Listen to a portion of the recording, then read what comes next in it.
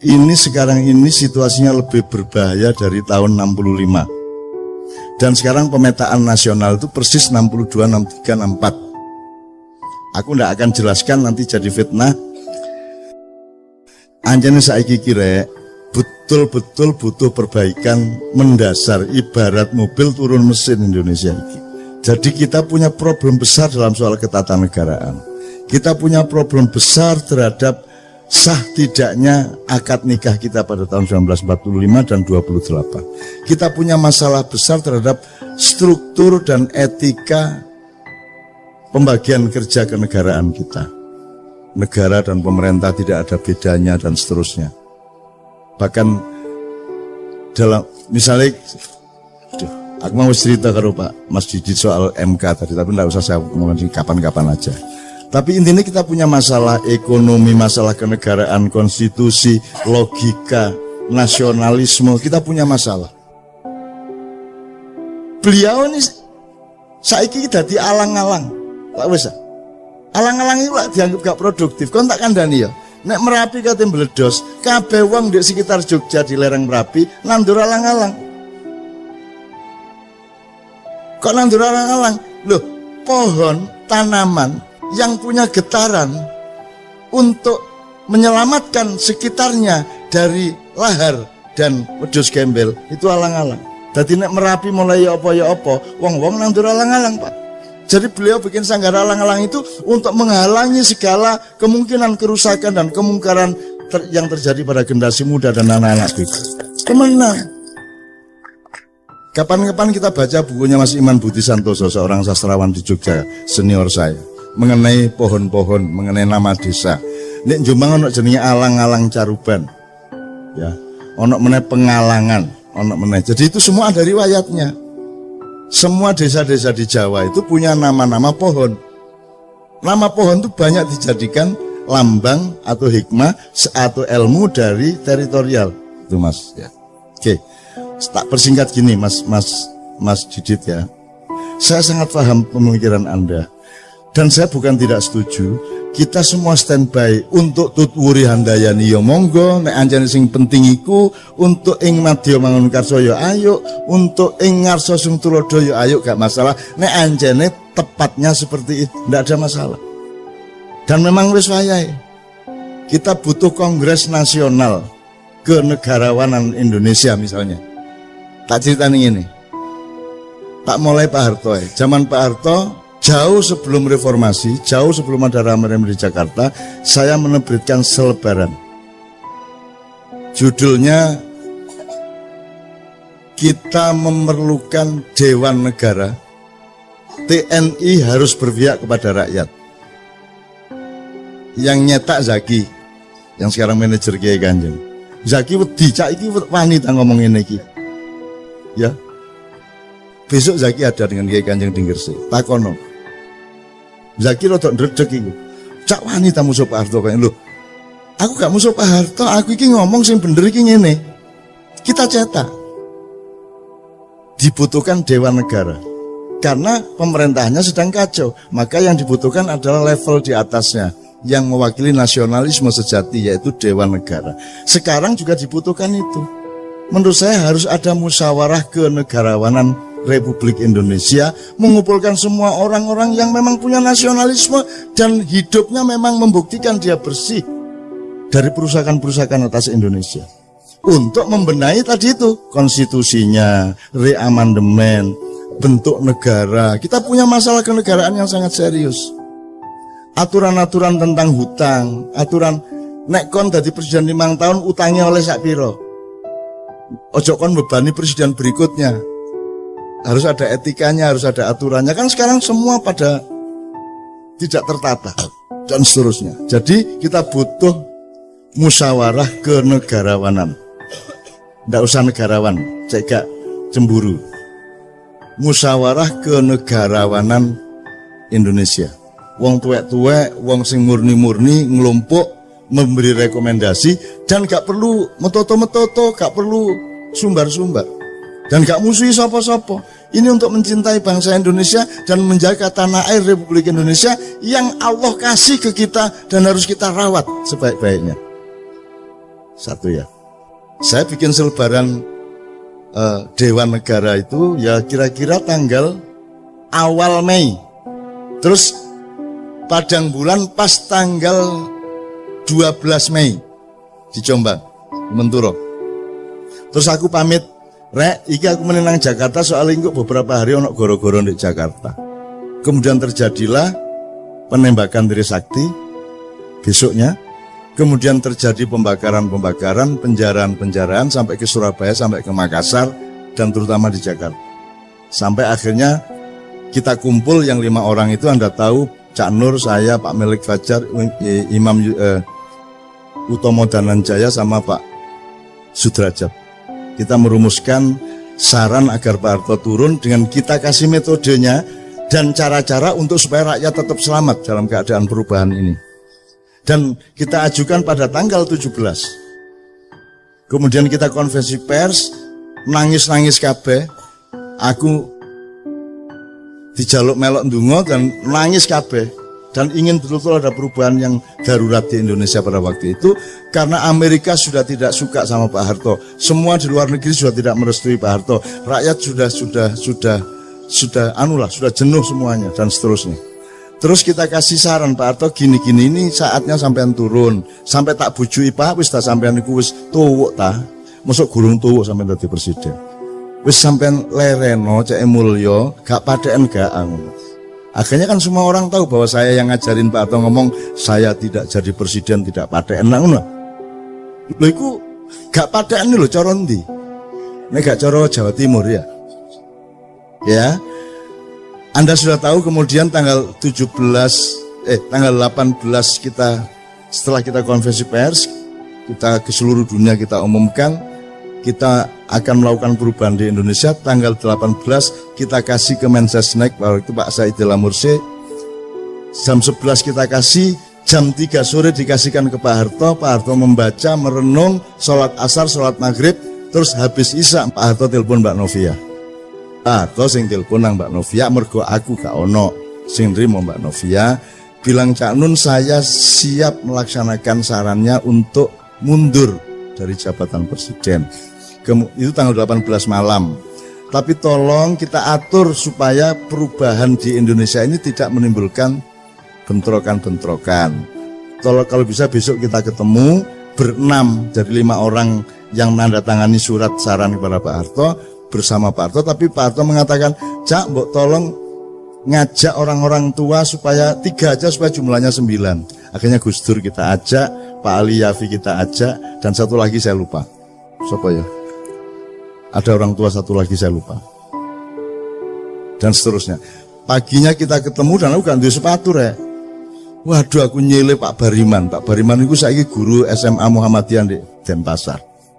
Wis tak sesuk tak gawe-gawe les pokoke sing penting mosok aku sandalan rek ngono. Wis tak sekali iki sepatuan yo tahun ngono melicet temen aku.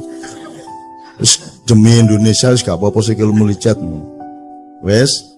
Oke, akhirnya semua proses kita jalankan Pak Harto mudhun, tapi di tengah jalan dikhianati oleh sejumlah tokoh.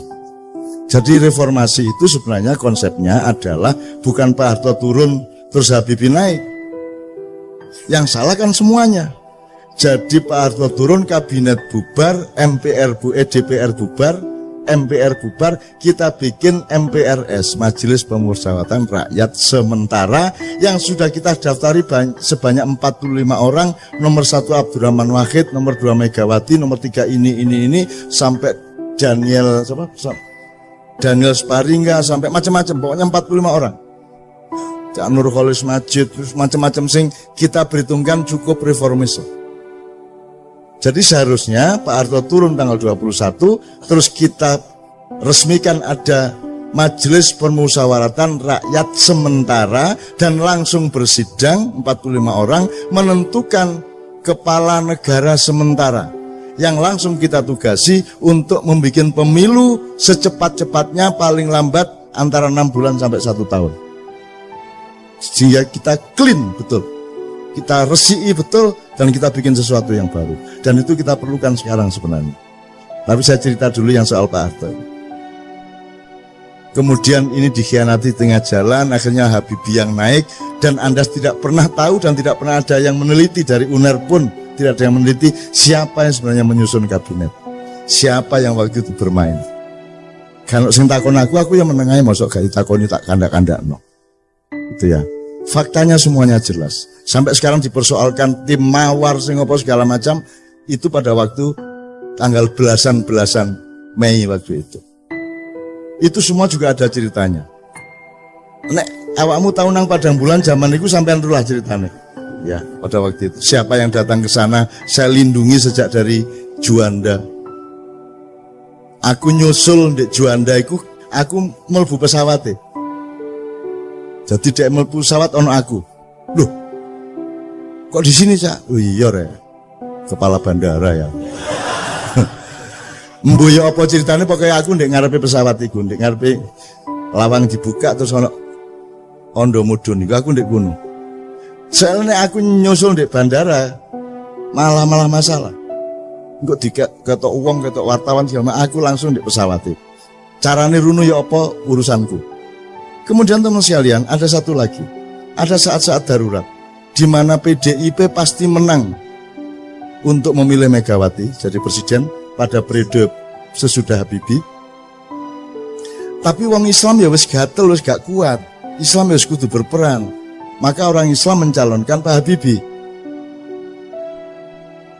Iki karo-karone gak siap untuk kalah. Nek wong Islam kalah, wong Islam yo gak ikhlas. Nek PDIP kalah, PDIP yo ngamuk. Maka kita inisiatif. Dalam satu hari saya menemui P3 ketuanya dan Golkar ketuanya, karena besok akan memilih presiden di MPR untuk memilih Habibie atau Megawati. Pokoknya tidak lama, 20 menit sama setengah jam. Terus saya malamnya datang ke Pak Harto. Saya minta Gus Dur rapat dulu di rumah Gus Dur. Gus, iki wayahe wong tuwek sing mimpin saiki. Nek sing mimpin wong loro iku engko sing iki gak trimo, sing iku gak trimo. Kudu sampean sing maju. Sampean iku sultane. Karena Gus Dur bilang, "Cak iki nek ketoke sing cocok Sultan Jogja." Ngono. Soalnya nek Mega engko yo ngamuk, wong Islame engko nek Habibie yo ngamuk, wong PDIP ne ketoke sing netral Sultan. Aku ketemu Gus Dur awan-awan. Terus aku ngono, "Gus, nek Sultan aku gak melok ngewangi lho, Gus. Aku ro Sultan Jogja lho. Nek menurut aku durung wayahe dan gak cocok. Lah nek ngono sapa Cak sing netral? Ya Sultan sing luwih tuwek, sing temenan. Sapa? Sultan Abdurrahman Wahid."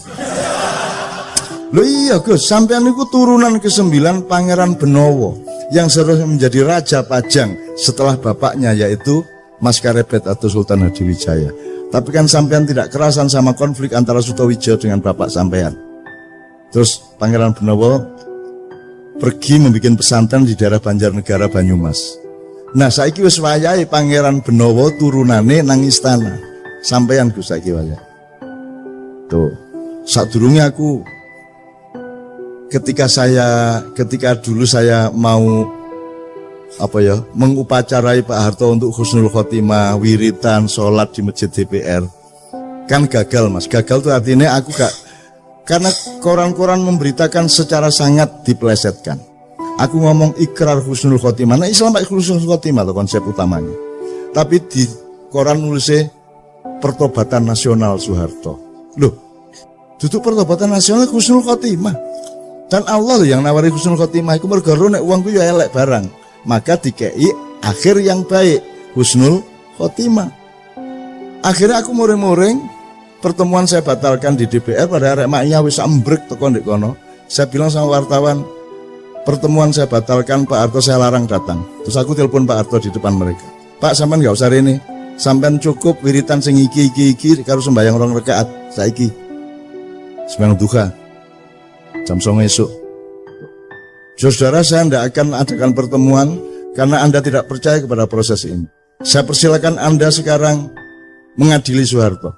Kalau Anda berhasil mengadili Soeharto, potongan kupingku karo wedi aku. Waduh nek iya temen ganti kuping gak aku. Tapi tak teka-teka ngomong, potongan kupingku nek kon iso ngadili Soeharto. Dan Soeharto sudah siap diadili. Wis tak gawe konsep. Saya Soeharto, mantan Presiden RI, siap untuk tidak menjadi presiden lagi. Nomor 2, saya siap untuk tidak ikut campur pada setiap pemilihan presiden. Nomor 3, saya Soeharto siap diadili oleh pengadilan negara untuk mempertanggungjawabkan tugas saya 32 tahun. Nomor 4, saya Soeharto kini siap untuk mengembalikan harta benda yang menurut pengadilan negara adalah bukan milik saya tapi milik rakyat Indonesia. Pak Harto tanda tangan. Pak Harto tanda tangan. Diwoco nggih Cak, tanda tangan langsung. Wis kari kok adili. Tuh. Akhirnya acara tak batalno. Terus aku iseng-iseng dolen nang omahe Gus Dur. Ndek Ciganjur.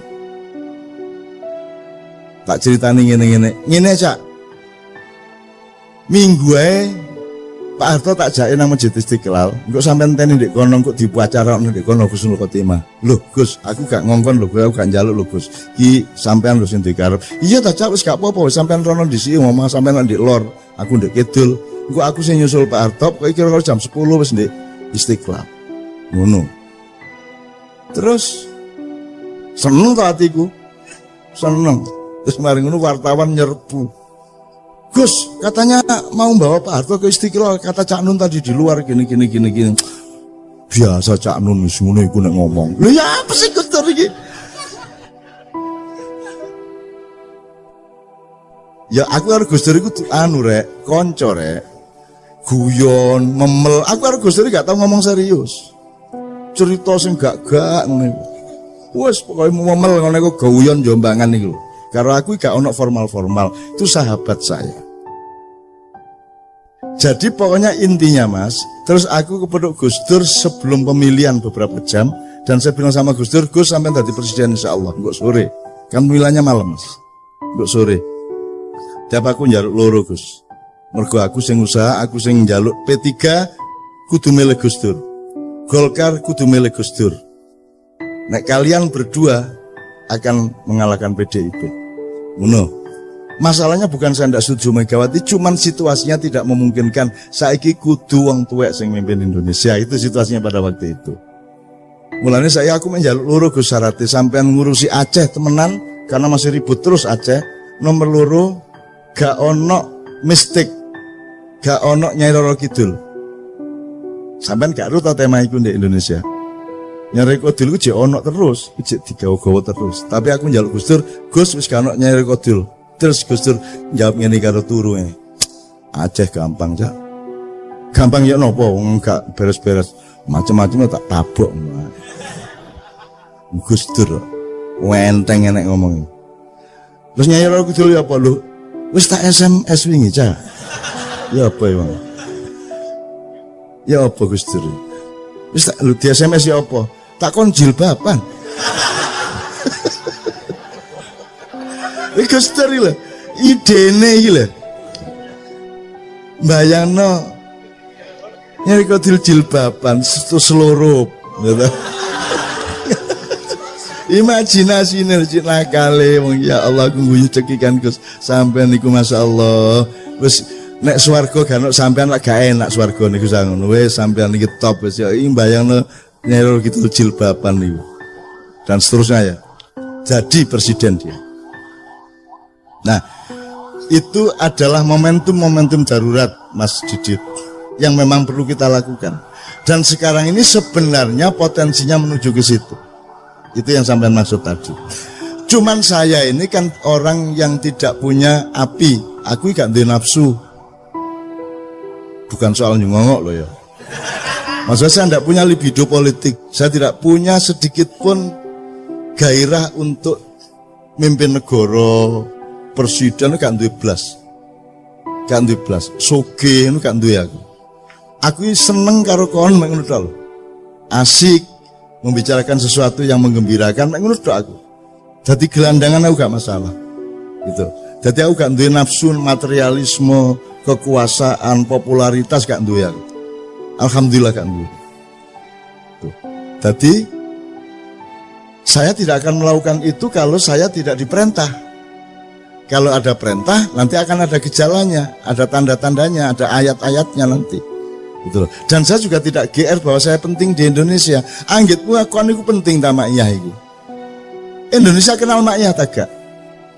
Gak kenal kok. Ojo GR petuta-petuta kaya iya. Nah awakmu merasa api alhamdulillah, tetapi ojo merasa kon niku penting ke Indonesia, wong aku gak penting kok. Aku ngomong titik keliru untuk mereka ngono wis dientekno aku didik-idik kaya ngono iku. Untung aku hanya seekor semut dengan setetes air menuju Ibrahim kan gitu. Jadi teman sekalian memang sekarang sudah saatnya seperti itu, tapi sudahlah kita bersabar, jangan khawatir. Anggitmu kan Gusti Allah ta. Anggitmu kan malaikat ta. Anggitmu kan Nabi wis mati ta. Anggitmu Sunan Kalijaga gak ono ta. Anggitmu wis gak ono kabeh ta. Anggitmu mek ono awakmu tok ta. Gak. Masih lengkap dunia dan alam semesta ini, dan Allah punya skenario, dan Allah punya rencana, dan Allah punya irama, Allah punya langkah-langkahnya. Kita sami'na wa ata'na kepada Allah. Jadi yang penting awakmu selalu menunjukkan manusia yang baik, yang bermanfaat, yang seimbang, yang berpikir jernih, dan lain-lain yang sudah Anda omongkan tadi. Itu yang saya maksudkan. Alhamdulillah wis anggere awakmu dadi rakyat sing apik, insya Allah akan ada pemimpin yang baik, dan awakmu insya Allah juga menjadi pemimpin yang baik di skala dan perspektifnya masing-masing. Amin ya rabbal alamin. Kira-kira ngono ya.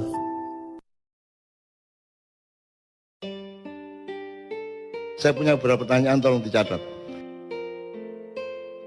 Kalau ada yang bisa menjawab sekarang, alhamdulillah. Kalau tidak, jadi PR bersama.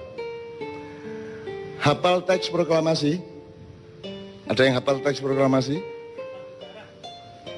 SMK sih hafal ya malahan. Ngatik SMK. Hal-hal yang mengenai pemindahan kekuasaan dan lain-lain diselenggarakan dalam cara sesama dan tempo yang sesingkat-singkatnya. Oke, wis gak apa-apa wong kancane durung proklamasi ya, gitu. Pertanyaan saya sederhana. Apa yang dipindahkan itu apa? Apa yang dipindahkan kan pemindahan kekuasaan. Maksudnya kekuasaan itu apa? Keuangan, otoritas kenegaraan, kedaulatan, emas, seluruhnya. Seluruhnya. Oke. Seluruhnya itu apa ya? Jajal sebutan. Telu. Kedaulatan. Ya. Kekayaan. Kekayaan itu apa aja? Aset bangsa, kebudayaan, semuanya yang ada di Indonesia. Termasuk aspek pembentukan negara yang termasuk dalam kekayaan negara. Terus sumber daya manusia. Oke, wes gak apa-apa wes. Sebelumnya dikuasai siapa memang? Penjajah Belanda. Oke. Dipindahkan dari siapa ke siapa? Pemindahan itu dilangsungkan dari siapa ke siapa? Dari konteks realnya dari Jepang ke Indonesia. Pernah terjadi. Kapan pemindahan itu dilakukan? Ketika proklamasi. Loh, kalau sudah dipindahkan kenapa pakai akan dilaksanakan secara seksama? Berarti belum dilaksanakan. Kan teksnya gitu.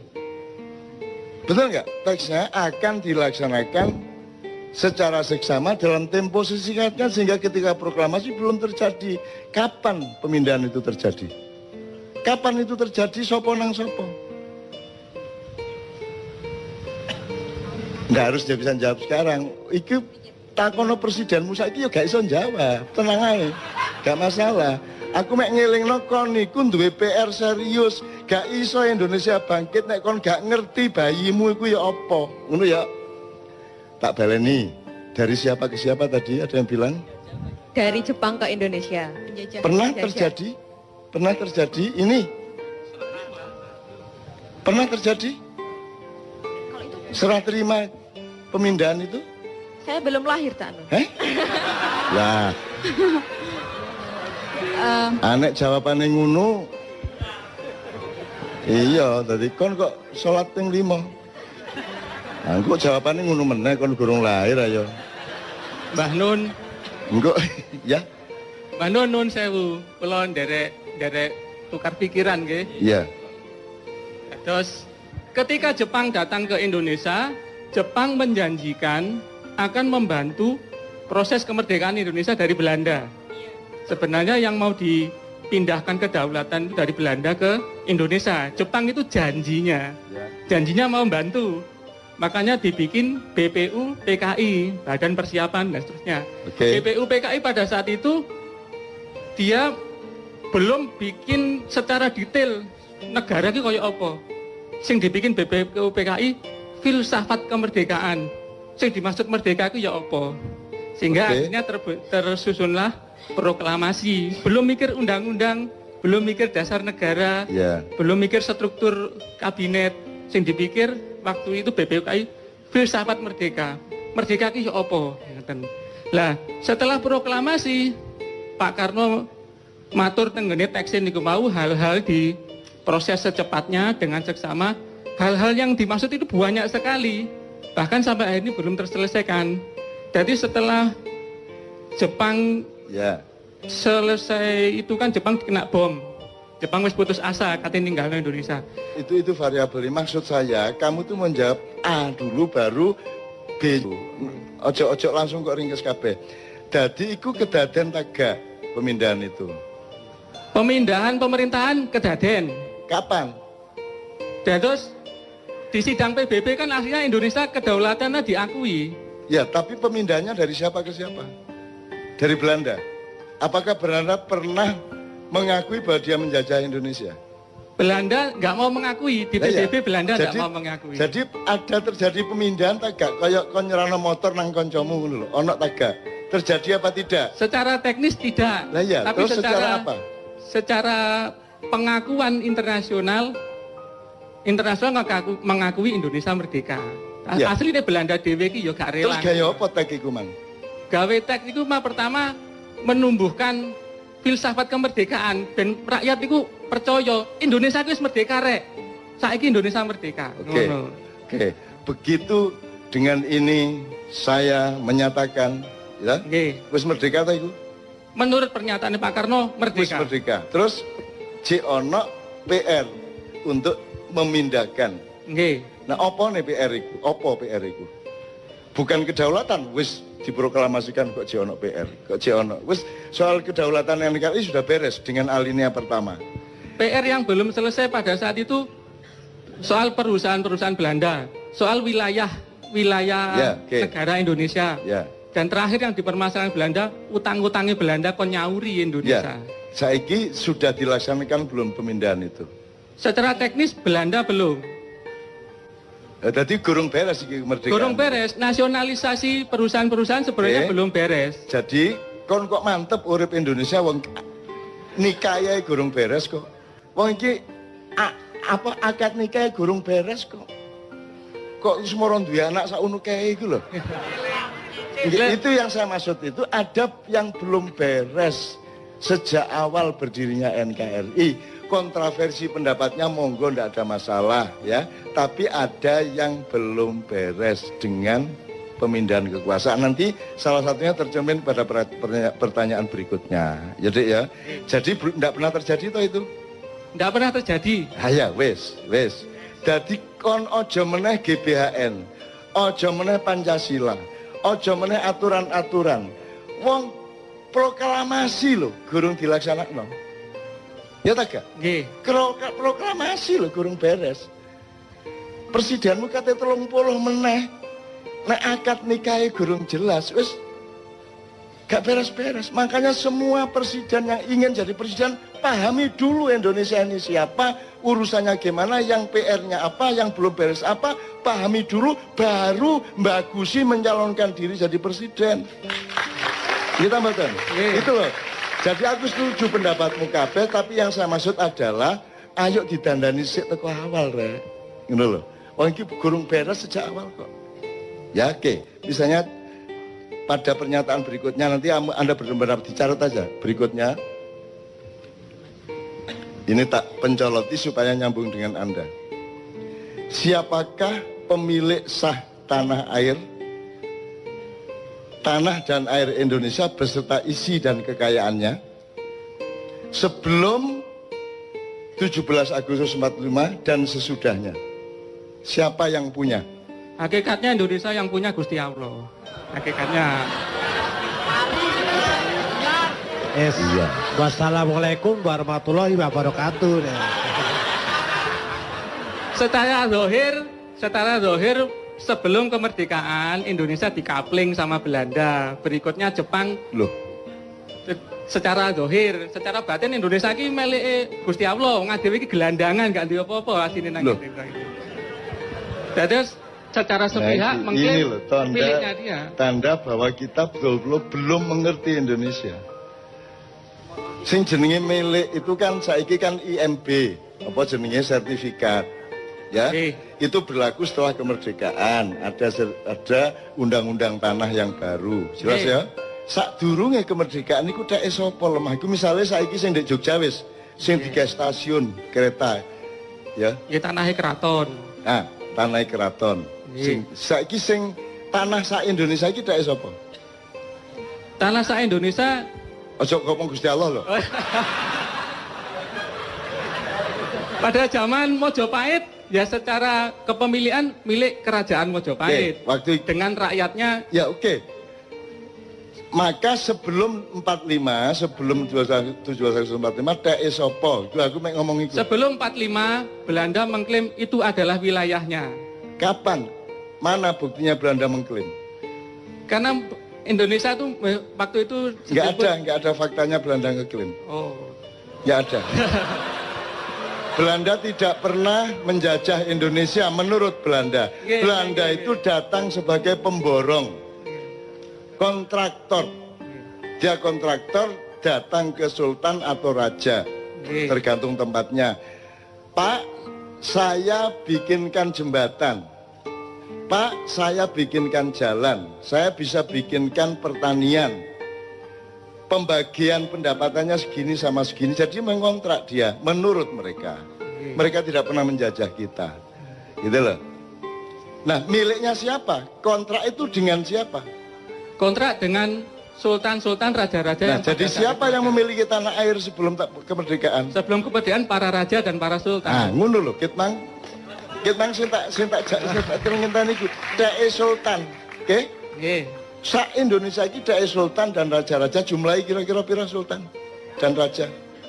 Mboten paham kula jumlahnya. Loh, berarti gak jelas iki.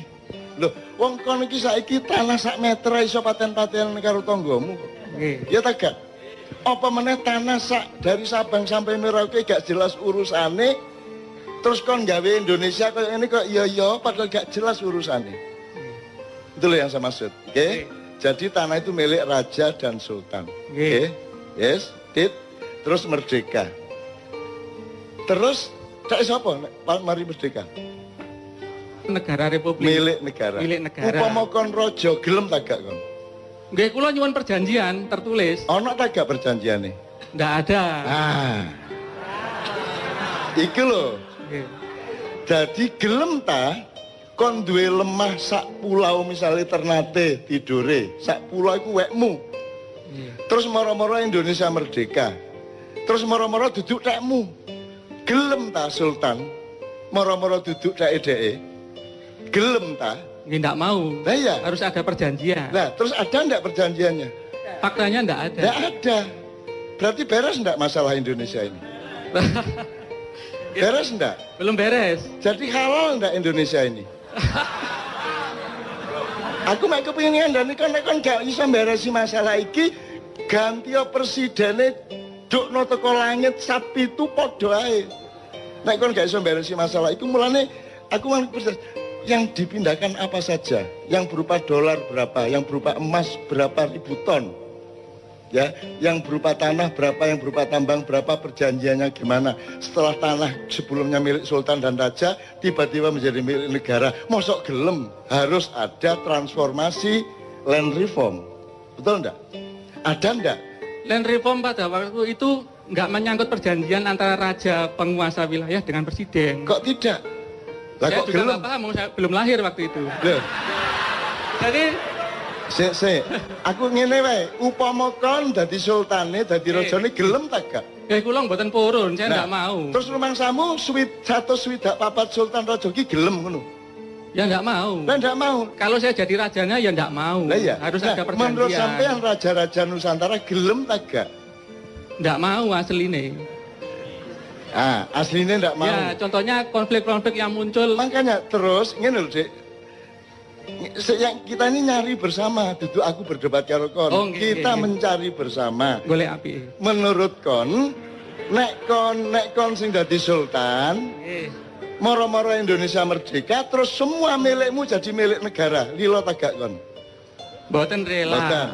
Kan jadi harus ada perundingan iki ya apa transformasi hak tanahnya bagaimana kan gitu. Nggih. Ada ndak? Nggak ada. Ndak ada. Berarti halal ndak ini sekarang? Saya bukan MUI yang memutuskan halal haram. Saya nggak berani jawab. Ngene lho, kon iku nek kate nang doli gak usah nang MUI sik.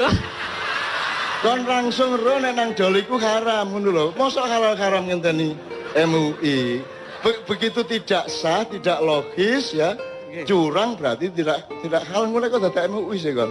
Nggih, hakikatnya kalau kedua pihak ada sesuatu dan satu pihak merasa tidak terima, berarti itu nggak halal. Hakikatnya begitu. Makanya sekarang diatur ada nggak undang-undang konstitusi yang mengatur peralihan dari haknya sultan dan raja-raja seluruh Nusantara ini kemudian menjadi milik negara.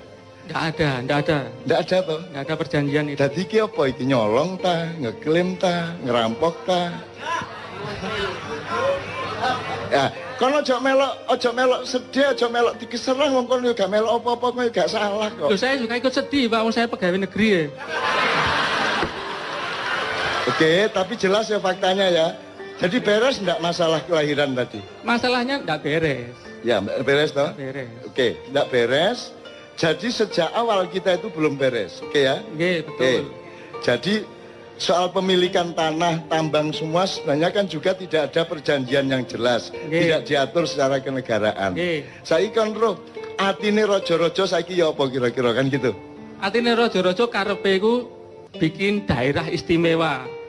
Dengan perjanjian-perjanjian baru, mbuh disahno DPR, MPR, Presiden, bikin daerah istimewa. Terus apa kok mek Jogja tok? Sebenarnya raja lain juga sama. Di Aceh kan dulu-dulunya zaman Pak Harto kan ya sempat bergejolak minta istimewa. Apa kok mek loro? Karena yang lain nggak berani mungkin. Oh. Karena untuk dalam tanda kutip melawan kekuatan besar, kita harus punya support yang besar. Nah, raja-raja ini kan supportnya kecil. Oh, jadi untuk mendapatkan hak hidupnya itu harus berani gitu. Loh, yang nggih no, Pak. Oh, berani melawan penguasa. Penguasa mana? Sing rumangsa menguasai wilayah Indonesia. Indonesia. Berarti penguasa ini penjajah ya, sehingga raja-raja pada takut. Secara psikologis aslinya jajah raja-raja. Ah. Secara zahir ketoke mengajak saiki jajah taga. Aslinya menjajah. Sip. Yes. Iku sing tak enten itu kon. Nggih. Dan kon pegawai dari sistem penjajahan itu.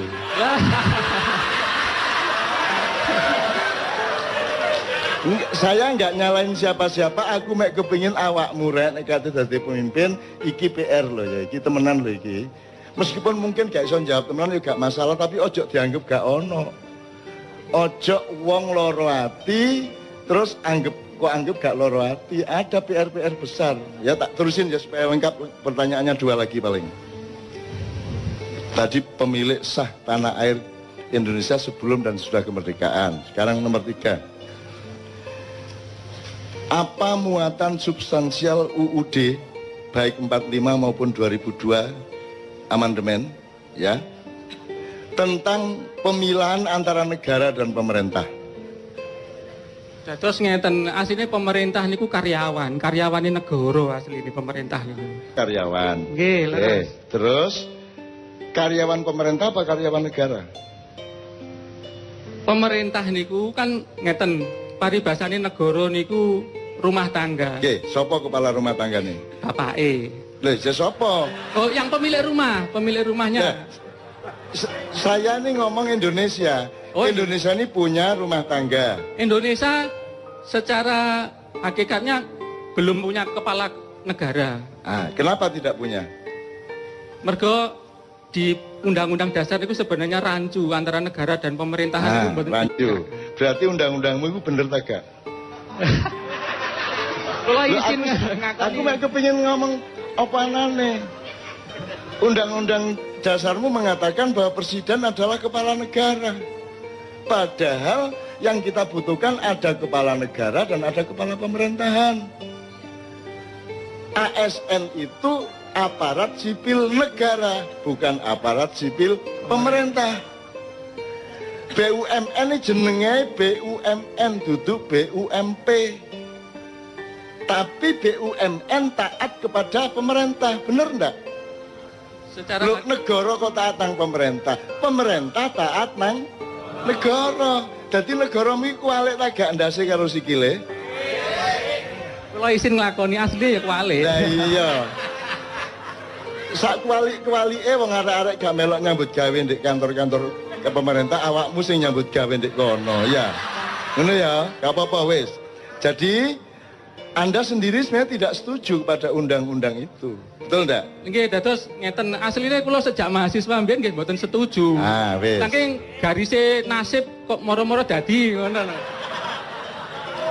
Jadi sekarang Anda punya pendapat sebagai intelektual, nek barang itu jelas salah dan menciptakan bencana-bencana politik, kira-kira perlu dirubah tak gak? Nah, jadi salah satu PR Anda adalah membenahi kembali dasar konstitusi, filosofi, sistem kita bernegara. Memang sejak awal kita ini celaka karena tidak ada pemilihan antara negara dan pemerintah. Akhirnya karyawan di kantor kabupaten taat kepada bupati. Padahal karyawan atau ASN atau PNS dulu di kantor kabupaten itu adalah aparatnya negara yang digaji permanen dari dia masuk sampai pensiun. Jadi dia sepanjang hidupnya. Sementara bupati, presiden outsourcing. Dia cuma disewa 5 tahun. Jadi orang yang jadi ASN sepanjang hidup sampai hari pensiun itu tidak pada posisi untuk taat kepada outsourcing. Betul enggak? Ya, oke. Terakhir. Ini soal sejarah. Apakah berdirinya dan pelaksanaan NKRI merupakan kontinuasi dari bentuk pemerintahan dan kekuasaan sebelumnya, abad-abad sebelumnya, entah apapun bentuknya, ataukah merupakan adopsi dari luar Indonesia? Jadi Anda sebenarnya bukan orang Indonesia dengan negara Indonesia ini. Anda adalah orang Eropa, orang Amerika, tambah orang Arab, tambah orang Cina, bernama Indonesia, label muda ae Indonesia, tapi janjane sing kok lakoni ku Eropa, Amerika, Israel, Cina dan Arab. Gelem kon dadi wong kaya ngono iku. Jadi ada budaya atau sejarah kontinuasi, ada sejarah adopsi. Kita ini sekarang adopsi, mulane biyen sapa jenenge Jayabaya mengatakan wong Jawa kari separo, Cina Londo kari sak jodoh. Kita salah paham selama berapa abad. Rumasane ono welut, perang terus wong Jawa jumlahe kari separo, gak. Jawamu iku separo-separo saiki. Jawamu iku separo-separo, gak Jawa temenan. Mergo kon wis gak gelem nerusno Jawamu. Gitu loh. Cina Londo malah dadi sak jodoh, kerjasama. Itu namanya Cina Londo kari sak jodoh. Tapi itu interpretasi saya, aja percaya aku, lawang aku duduk wong kampus kan gitu kan. Nah aku wong akademisi ya saya bisa dipercaya. Saya ini kan hanya orang yang lewat ganggu-ganggu, soporo keganggu cek tangi kan gitu. Nek perkara gak tangi-tangi ya gak apa-apa, malah tak ilir-ilir cek tambah turunnya tambah angler kan gitu ya. Jadi pertanyaan terakhir tadi jelas. Apakah yang kita lakukan dengan NKRI ini kontinuasi dari yang kemarin-kemarin ataukah merupakan adopsi? Jadi kita ikut wis duduk Indonesia nek kaya ngene iki mek karen-karen tok Indonesia niku. Gitu. Jadi kita nggak meneruskan yang kemarin, kita mencari yang baru termasuk universitas, Pancasila, Trias Politika dan lain sebagainya. Nanti tolong pelajari nyun sewu ini ngiling noto ae sing sejarah ono sing arek belajar sejarah ndak? Coba Renaissance di Eropa dari Italia ke seluruh Eropa itu abad keberapa? 14 sampai 17, awalnya di Italia abad 14. Sebelum abad 14 itu di Eropa namanya abad pertengahan, abad kegelapan, dari abad 5 sampai 15 kira-kira ya. Nah, aku takon, ketika ada peralihan dari masa kegelapan Eropa menuju Renaissance itu di Indonesia terjadi apa? Belum pernah ada studi sejarah dan sosiologi mengenai ini. Akhirnya kita menjadi bukan orang Indonesia sekarang. Meskipun tetap nek awake dhewe saking apiye, saking tepake, masih kene duduk Indonesia ya tetap metu Indonesia dididik gitu ya. Tapi kita secara sistem makro kita ndak. Jadi Sunan Kalijaga lahir tahun 1450. Pada umur 28 tahun dia sudah mulai menjadi aktivis politik di Mojopahit. Dia melakukan transformasi yang sangat damai dan sangat bagus, dawa ceritane. Dan beliau mengawal dari Mojopahit akhir yang ketika itu masih ada Minak Jinggo Belambangan sampai transformasi ke Demak, sampai ke Pajang, sampai ke Mataram awal. Sunan Kalijaga umurnya 162 lebih. Nah, jadi kalau awakmu setuju Mas, ini sampean meneh. Sampai Renaissance. Saya teng Yunani, Roma zaman riyen niku. Itali. Nggih kula dereng lahir niku. Kan kok tak balekno nang masa silam kan kok. Nggih, leres. Ya. Zaman filosof Itu disebut masa apa? masa Renaissance, masa kejayaan ilmu pengetahuan dan filosofi, filsafat. Masa pencerahan. Nggih. Ya, menurut awakmu setuju tak itu masa pencerahan? Kula mboten setuju sebab enten setunggal riwayat saking Kiai pundi kula supe. Ya. Asline Sokrates kali Plato riyen niku diajari Nabi Khidir. Terus gampang. Soal Tapi- ini.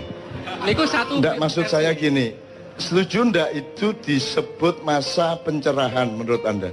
Secara akademis setuju. Oh. Tenan? Nggih. Makanya awal tadi kita ngomong mengenai kelengkapan, mengenai sempurna. Ya, karena Renaissance itu adalah pemberontakan terhadap religi keraton-keraton Kristen, ya. Jadi terus mereka marah kepada agama sehingga mereka berpihak kepada akal sehat. Terjadilah revolusi pemikiran, kemudian pemikiran didewa-dewakan. Semua yang tidak cocok sama pemikiran dianggap jelek, dianggap ketinggalan zaman. Jadi kalau saya menyebut Renaissance adalah masa penyempitan umat manusia. Hatinya jadi tidak ada, spiritualitasnya tidak ada, tinggal akal pikirannya dan jadilah uner. Untung manusia uner adalah manusia yang tetap sempurna. Jane gak ono urusane kampus karo pengajian. Gak ono jane. Ono kampus kok ono selawatan. Universitas secara barat kok selawatan. Itu tidak kompatibel dengan sistem dan ideologi universitas. Tapi di Indonesia tidak bisa 100% berlaku karena rektornya religius, karena dekannya religius, karena mereka tetap manusia sempurna. Gitu loh, Dek. Jadi di timur terjadi penyempurnaan manusia oleh Sunan Kalijaga dan Wali Songo. Di Eropa terjadi penyempitan manusia. Dari manusia yang lengkap spiritual, mentalitas, semuanya menjadi hanya manusia intelektual. Bahkan kemudian menjadi manusia akademis. Di sini disempurnakan agamanya sama budayanya dikomprensikan. Bahkan lengkapnya luar biasa. Sampai kebudayaan Jawa bagi saya itu upama gano Islam wong Jawa wis mlebu swarga ngono aku. Nek kurang sembayange ngono tok. Tapi nek peradapane wis saiki sampean delok. Nek tembang Jawa teko sinom nganti Megatruh Pucung itu lagune wong sing wis ndek swarga. Wis karek ngene ndek swarga.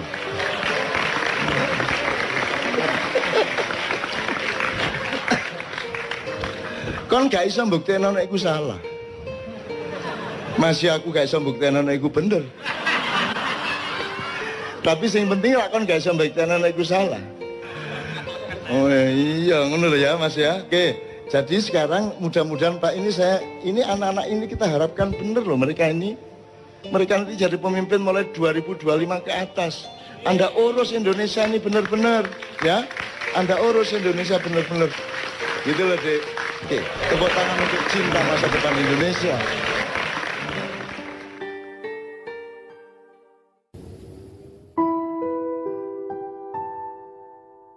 Saya pernah bilang sama Anda, tanya sama Anda entah berapa tahun yang lalu, Indonesia itu melahirkan bangsanya atau bangsa ini melahirkan Indonesia? Jadi bapaknya yang mana? Indonesianya apa bangsanya? Bangsa melahirkan Indonesia. Oke. Lah bangsanya itu bangsa apa? Karena sekarang disebut bangsa Indonesia. Membingungkan enggak? Bangsa yang melahirkan Indonesia itu sekarang menyebut dirinya bangsa Indonesia. Jadi Wak Karjo duwe anak jenenge ya Karjo. Kan gitu. Nah, bangsa yang melahirkan itu bangsa apa? Yang melahirkan Indonesia itu. Itu pertanyaan tidak harus dijawab malam hari ini, cuman Anda harus terganggu oleh itu. Oke, saya teruskan. Indonesia umurnya berapa? 70 tahun. Betul? Bangsa yang melahirkannya berumur berapa? Pertanyaan yang tidak usah dijawab malam hari ini. Kalau kamu tidak mempertanyakannya, berarti kamu tidak akan pernah mengenal siapa dirimu, karena kamu tidak pernah mengenal asal-usulmu. Yang namanya bangsa tadi yang melahirkan Indonesia itu dimulainya sejak kapan? Sejak abad 15 kek? Sejak abad 10 kek? Sejak abad 7 bareng sama Kanjeng Nabi, atau sejak kapan? Atau sejak Aji Soko? Atau sejak kapan? Itu nenek moyangmu kan? Jadi Anda kenal nenek moyangmu apa tidak? Kalau manusia tertua sekarang kan Sangiran gitu ya, fosil tertua, tapi juga ada yang lebih tua lagi di Jombang. Tuh. Oke, itu sudah dua pertanyaan yang kita belum bisa menjawab pada malam hari ini ya teman-teman sekalian ya. Pertanyaan saya berikutnya, Anda ini katakanlah bangsa yang melahirkan Indonesia itu katakanlah upamane bangsa Nusantara, upamane ya. Upamane bangsa Nusantara. Saya tidak akan ngeklaim, saya juga tidak akan membantah atau menegaskan, tapi pokoknya XA-nya itu katakanlah bangsa kita itu bangsa Nusantara. Di sini kita belok sedikit. Apakah kalau orang Sunda berarti bukan orang Jawa? Sejak kapan orang Sunda dan orang Jawa itu orang lain? Sejak kapan itu? Kalau kita tidak tahu berarti kita tidak mengerti diri kita, benar nggak? Apakah kalau orang Palembang, orang Bengkulu, orang Bugis itu berarti bukan orang Sunda dan bukan orang Jawa? Sejak kapan? Oh, mungkin sejak tahun 1928 ya. Yong Yava, Yong Ambon, Yong apa lagi deh? Gue iki ya ora ngerti to wajan 1928 ya ora ngerti to wajan. Oke. Jadi ternyata pengertian Jawa bukan Sunda, Sunda bukan Lampung, Lampung bukan Bali, Bali bukan Madura, itu pengertian yang belum lama. Atau sekarang kita shortcut gini XA-nya, perumpamaannya. Anda adalah anak Nusantara yang diadopsi oleh Indonesia. Ngono piye ya? Entuk ya. Anda ini anak bangsa Nusantara diadopsi dan dididik oleh Indonesia, bener nggak? Oke, dididik dengan kurikulum Indonesia. Ya dah. Nah, kurikulum Indonesia ini ya, hukumnya, konstitusinya, pendidikannya, persekolahannya, ilmu sosialnya, pemahaman-pemahaman sejarah, antropologi, sampai arkeologi, sampai apa, semua itu kurikulumnya mbahmu Nusantara tadi atau kurikulum orang lain? Nah, jadi Indonesia itu keluargamu apa orang lain?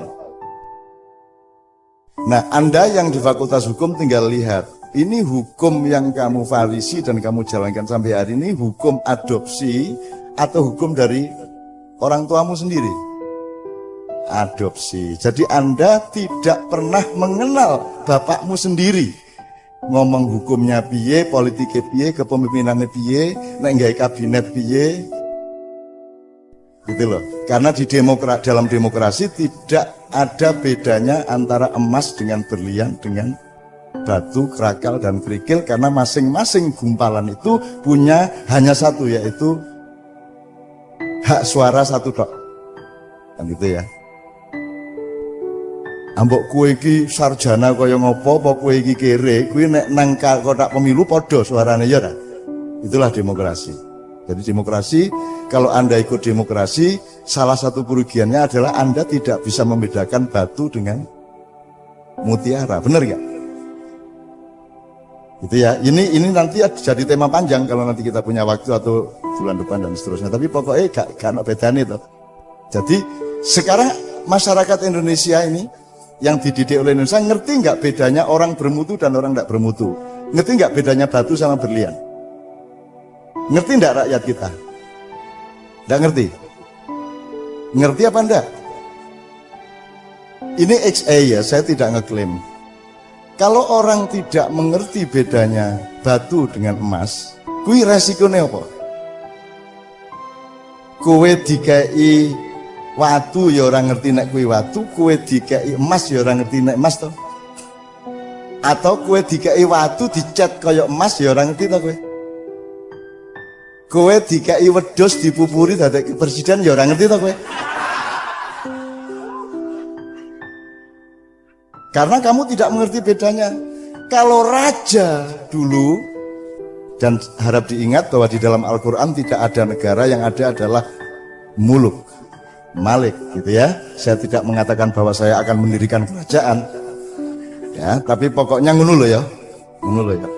Di Quran yang ada itu cuma Raja Sulaiman, Raja Daud, Fir'aun dan seterusnya, Buigari milih.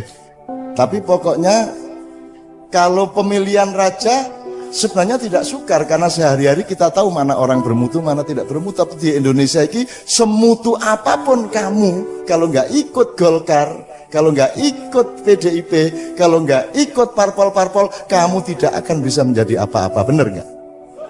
Wes iki terus ke dhewe. Sebab ini simulasinya ombo banget. Nah, dengan kata lain, kalau saya tarik garis agak jauh, saya ingatkan kembali. Berarti Anda ini dididik oleh bapak ibumu atau dididik oleh pengadopsi? Jadi kamu tidak mengenal apapun kecuali pendidikan adopsi tadi, benar? Jadi pengenalanmu terhadap bapakmu itu berdasarkan adopsi atau orang yang ngasuh kamu.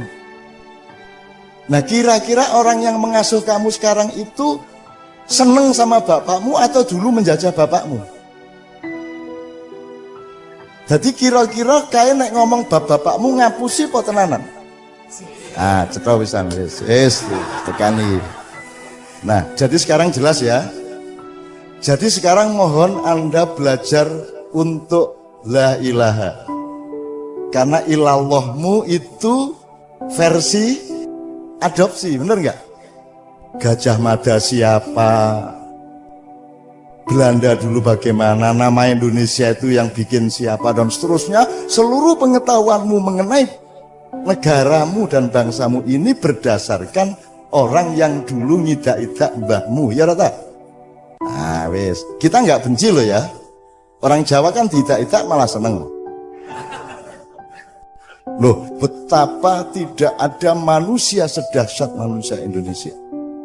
Aku tahu ketemu bocah Lamongan ki nyambut gawe Arab ki nek wis panas kan nganti 55 56 lho Mas derajat Celcius. Oh, panas kaya ngono kae nyambut gawe tukang batu, coba piye kuwi. Kuwi nek wong Bangladesh wis dadi areng. Kuwi cacah tahan. Itu tidak merubah mentalnya, terus mereka siang istirahat 1-2 jam ke Madinah, ke masjid, ketemu saya di masjid, dan tidak terpengaruh mereka oleh kesengsaraan itu. Itu orang Indonesia. Padahal nyambut gani kaya ngono iki, begitu ketemu wis kaya pengajian NU kae. Masya Allah, Allahumma sholli ala Muhammad. Kapan sampean tutuk kene iki Cak? Itu. Jadi kaya ora apa-apa kae lho. Tadi saya diceritain Cak Yus, TKI kita di Malaysia itu pasang paving satu orang itu 1 hektar. Ijen. Dan dia sudah menemukan momentum dan niatnya dan tenaganya, dan dia bertekad 5 hektar tak selesaiin sendiri. Coba piye kuwi? Wis golek menungso ning Mars planet kono nek ana paving 5 hektar dikerjake ijen, berarti mengin angin. Dadi mengin angin. Oke ya. Oke, saya shortcut lagi. Jadi teman-teman sekalian, sekarang kalau ibarat orang sholat, ibarat hadas dan tidak hadas gitu ya, najis dan tidak najis. Saiki pendidikan adopsi tadi menurut kamu itu nek dirapoti ngono munggah kelas apa ora?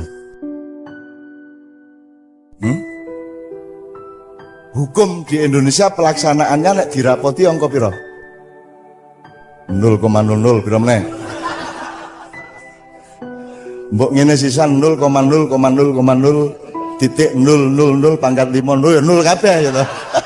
Akar 0 ya toh. Ya ndak kalau 0 ya ndak. Ya min lah kowe iki ya kuwi ya.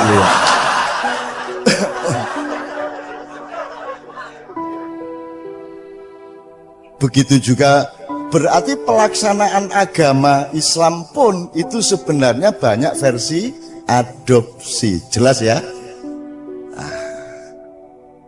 Kue kerengan siji NU, siji Muhammadiyah, siji Sunni, siji Syiah, njur barku yono ISIS, ono sumu, ono segala macam. Itu semua versi pengadopsi, jelas ya. Nah, teman sekalian, anggaplah berarti ada yang tidak murni, ada yang kotor, ada yang bersifat manipulasi, ada dusta, ada sesuatu yang disembunyikan, ada sesuatu yang ditutupi, ada sesuatu yang tidak jujur misalnya ya. Kalau ibarat orang mau sholat itu berarti najis apa tidak? Hidup kita sebagai anak adopsi tadi najis apa tidak? Najis hukum, najis ekonomi ya toh?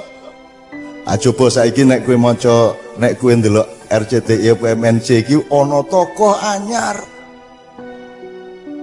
Kuwi saka langit langsung pidato.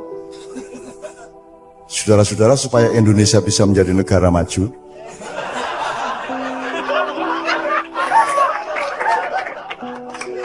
Mas sampean niku sinten?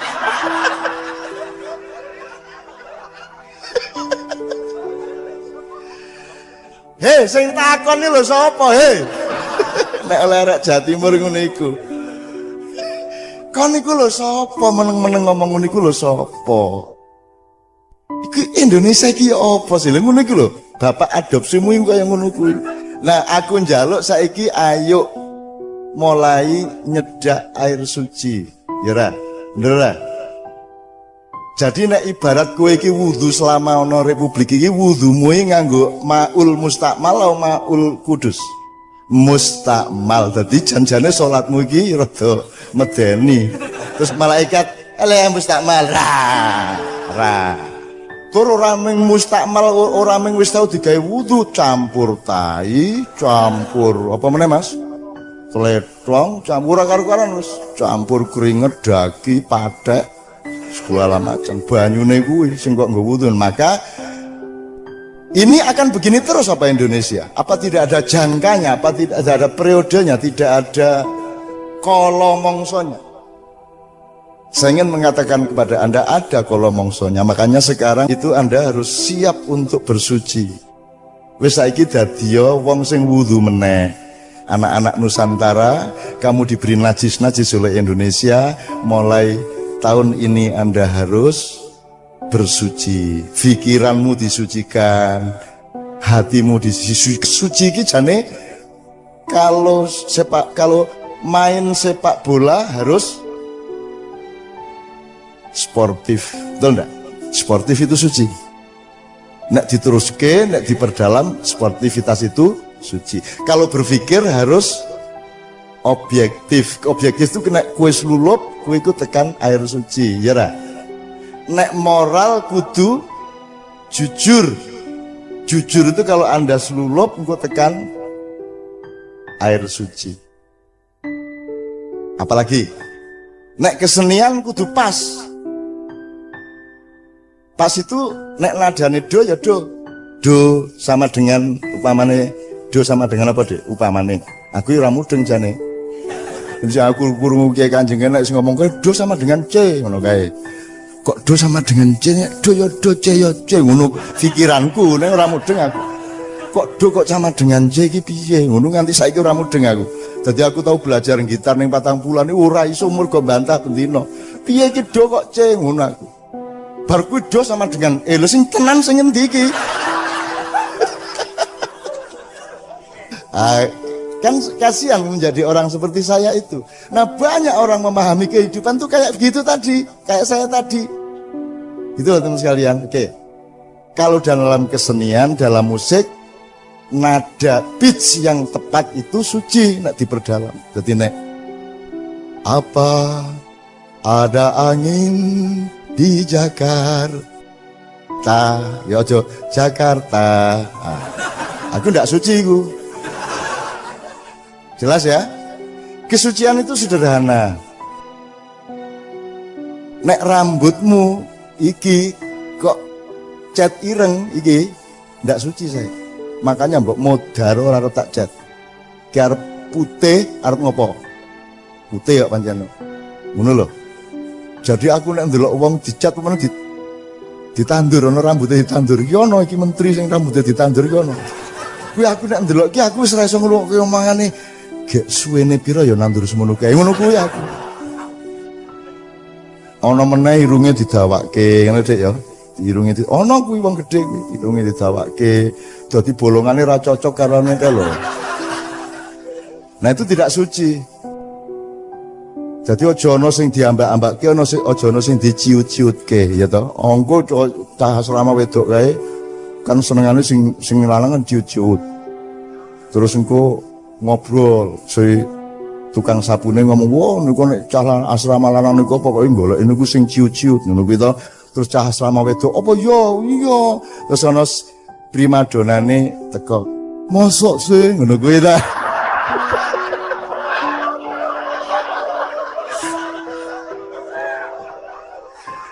Iku laane.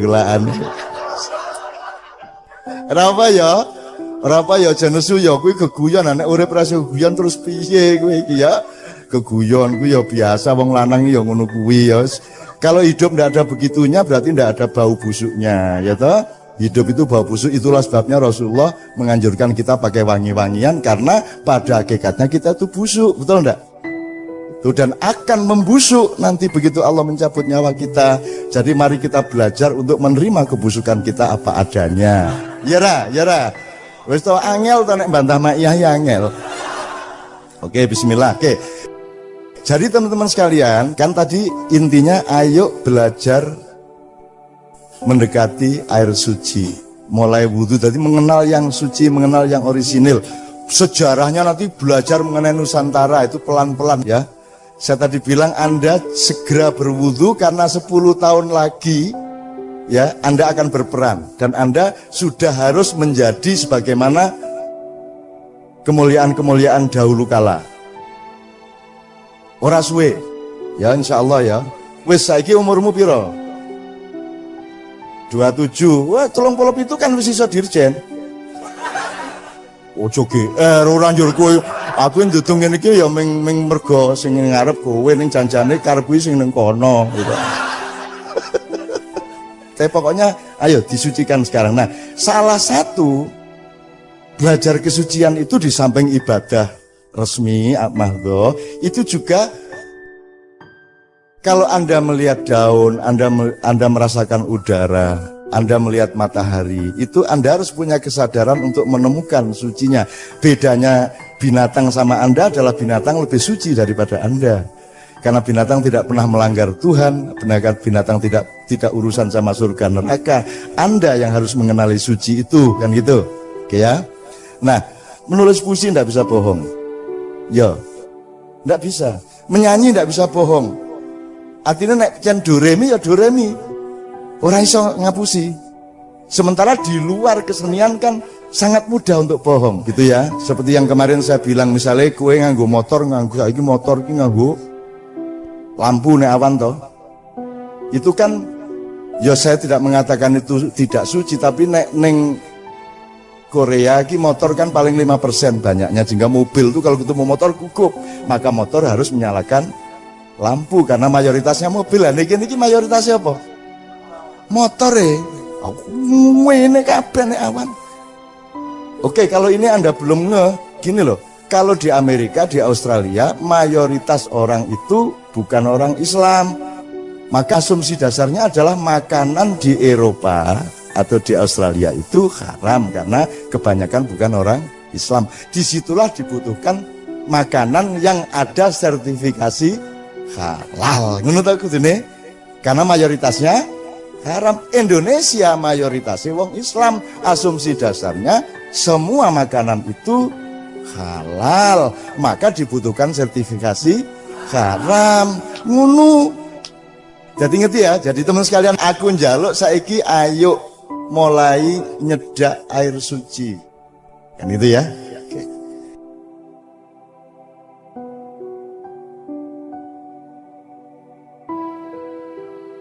Matur suwun dan sehat